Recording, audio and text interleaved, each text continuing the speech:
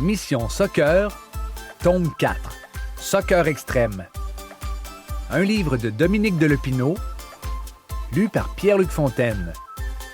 Publié chez Andara Éditeur.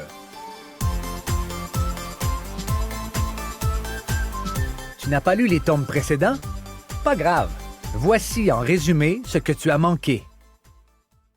Je m'appelle Lionel, en l'honneur de Lionel Messi, un des plus grands joueurs de soccer de tous les temps, et je suis un vrai passionné de soccer. Mais je viens d'emménager à Ballon, un village où, jusqu'à il y a 10 jours, il était interdit de pratiquer ce sport. C'est le maire, dictateur premier, qui a décidé de l'abolir il y a 100 ans, soi-disant à cause de la rivalité que ça créait entre les habitants du village.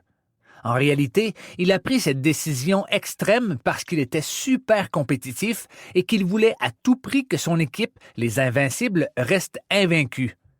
Eh oui, un peu excessif, non? Il a donc inventé un règlement qui interdisait le soccer. Même les ballons étaient bannis dans le village. Les années, puis les décennies ont passé, mais la situation n'a pas changé. Le maire, qui était là jusqu'à tout récemment, dictateur quatrième du nom, était aussi fou que ses prédécesseurs. À partir d'un moment, il a même hypnotisé les citoyens pour mieux les contrôler, toujours en refusant de ramener le soccer au village. Tu penses bien qu'il n'était pas question pour moi d'accepter ce règlement ridicule et de me résigner à changer de sport préféré. Alors j'ai tout fait pour faire bouger les choses. Ma mère m'a même aidé en se présentant aux élections contre dictateur. En devenant mairesse, elle aurait eu le pouvoir de ramener le soccer à Ballon. Mais à cause de toutes les manigances du maire, elle a perdu les élections.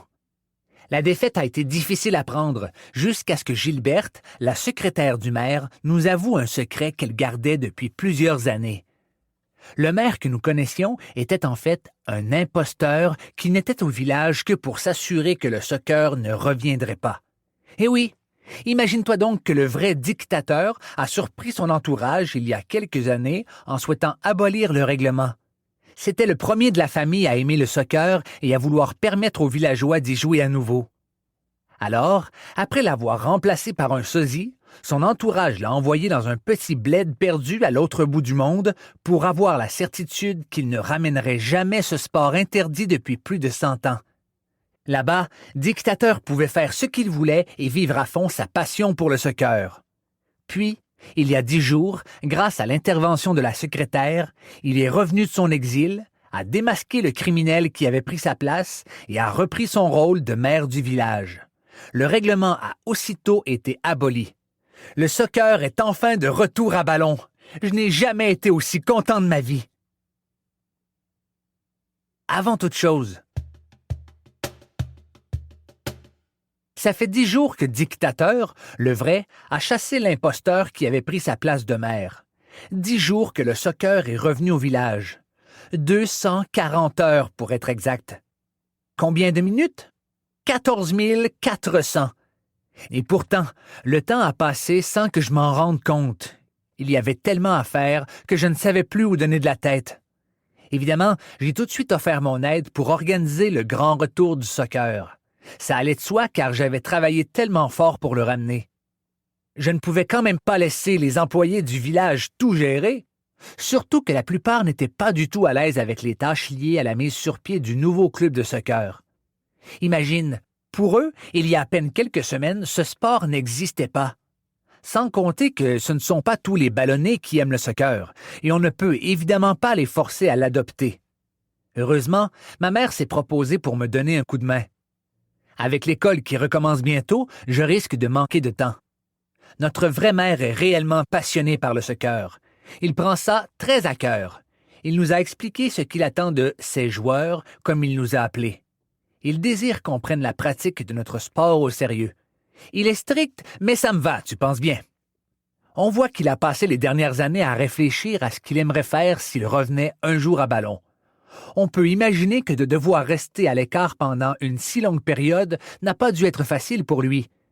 Mais je ne peux m'empêcher de me demander de quoi a l'air le village où il a vécu. On est plusieurs à lui avoir demandé de nous parler de son expérience là-bas. Si on se fie à ce qu'il raconte, il a créé un endroit parfait qui semble tout droit sorti d'un scénario de film.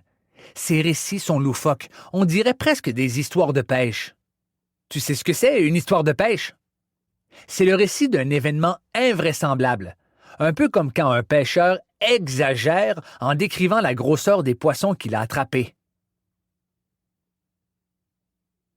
Chapitre 1. Quoi de neuf à Ballon? Je suis venu passer quelques heures au bureau de la Ligue de soccer dans un local situé en plein cœur du village.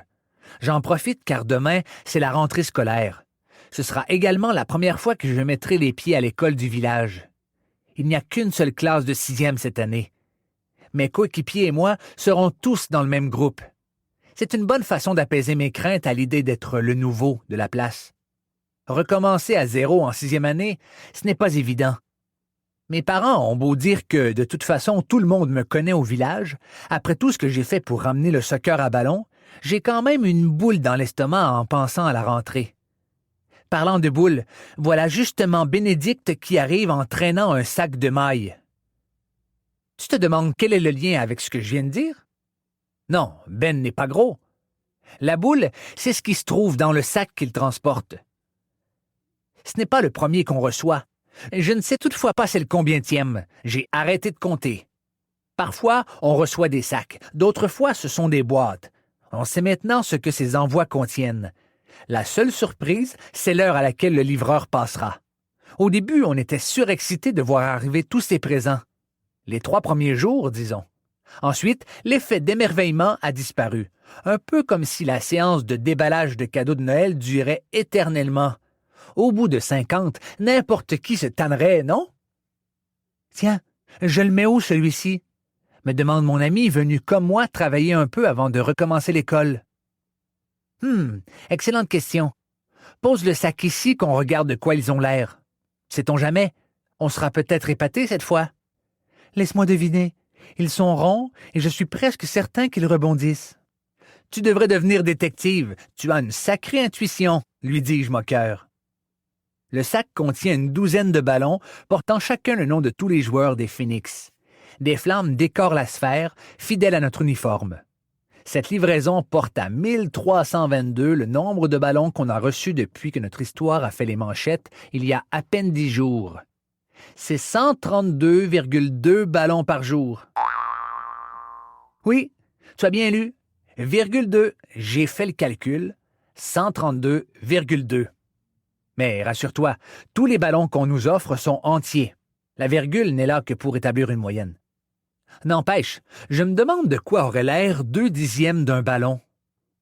En quelques jours à peine, le village de Ballon est passé d'aucun ballon à trop de ballons.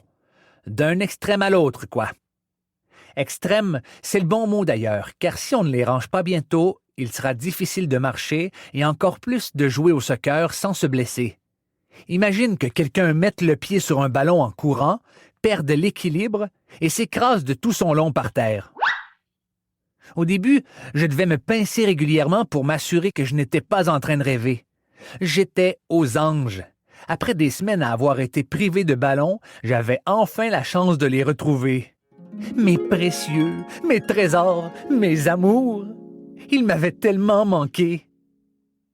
J'ai rapidement pu me constituer une belle grosse collection pour remplacer celle que le faux dictateur m'avait enlevée et avait détruite en la brûlant quand j'avais emménagé ici, à Ballon. Tous les habitants du village ont fait de même. N'importe quel citoyen qui voulait un ballon, 10 ballons ou même plus pouvaient se servir. C'était comme un genre de buffet de ballons. Il y en avait de toutes les tailles et de toutes les couleurs, avec toutes sortes de motifs. Même si on a maintenant assez de ballons pour ne plus jamais en manquer, les livraisons, elles, se poursuivent. Les ballons s'accumulent et l'espace pour les entreposer se fait de plus en plus rare. Mais mes coéquipiers et moi, on ne va pas se plaindre quand même. Surtout que les entreprises essaient toutes de se démarquer par leurs ballons plus originaux les uns que les autres. On en a pour tous les goûts. Je me suis demandé pourquoi les marques font autant d'efforts pour nous impressionner.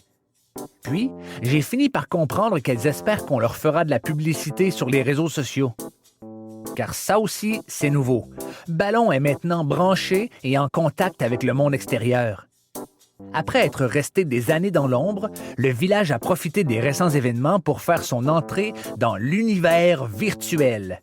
Il a maintenant un compte sur les principales plateformes web. On a un nombre d'abonnés record pour un compte ouvert il y a quelques jours à peine.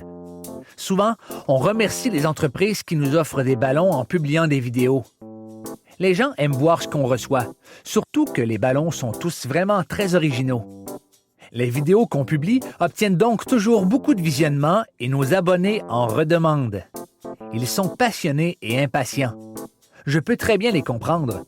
Le problème, c'est qu'on prend du retard car une livraison n'attend pas l'autre. Je l'ai dit à Bénédicte l'autre fois. Si ça continue comme ça, les ballons vont littéralement tomber du ciel. Oui, c'est ça. Il va pleuvoir des ballons. Hé, chut, Léo, entends-tu ce bruit? Tout en allant jeter un coup d'œil par la fenêtre, je m'exclame. Oui, et je n'aime pas du tout ce son. Il me rappelle de mauvais souvenirs. Oh, mon Dieu, non! Quoi? Quoi? Mais parle, Lionel!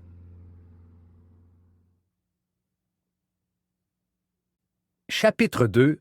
Livraison express. Je crois que c'est un avion, comme celui que le maire avait utilisé pendant sa campagne électorale. Vite, on sort.